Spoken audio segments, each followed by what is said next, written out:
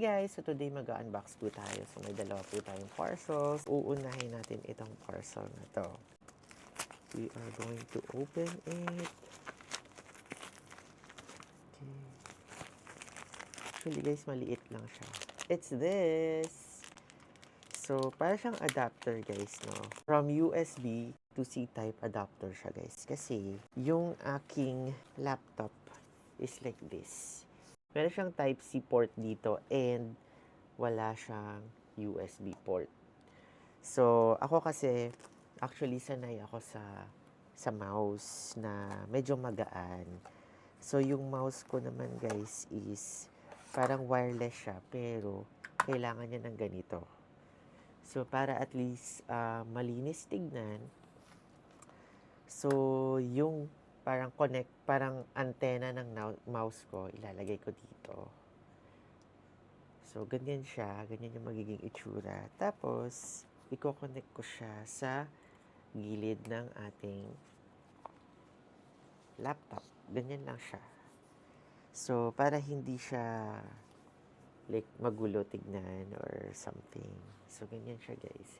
Siguro this one, I'm not sure. I think I'm gonna cover it also with like a silver looking finish, I guess. So, ayan guys, gumagana naman. Ayan, oh, gumagalaw yung mouse. So, effective siya.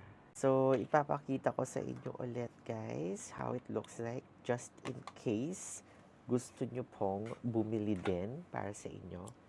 Ito po, it looks like that po. Kung gusto nyo pong bumili. So, you can take a photo of that, I guess. Kasi guys, yung gamit ko kasi ganito and pag sa table kasi parang naglalaylay siya ng ganun. So, parang hindi siya okay tignan or hindi siya pulido tignan. So, I bought this para at least pulido. So, ang next parcel natin guys ay ito. So, bubuksan natin siya. Makita nyo kung ano yung aking chinek out. So, ayan guys. Ito yung binili ko.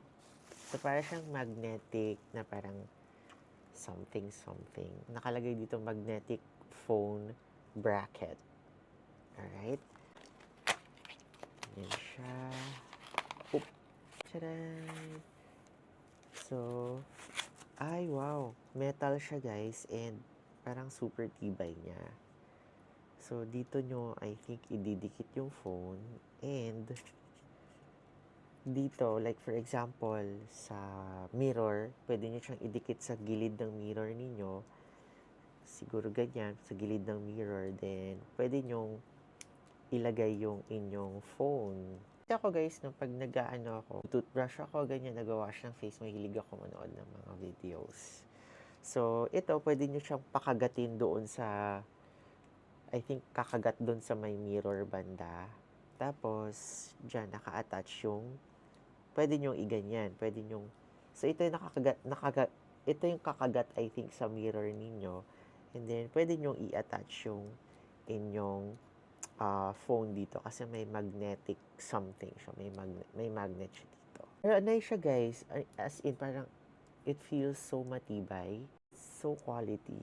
So, you can take a photo of that if you like. Alright guys, so I hope you enjoyed. For more acne tips, follow me and Basta Acne DMD. Bye!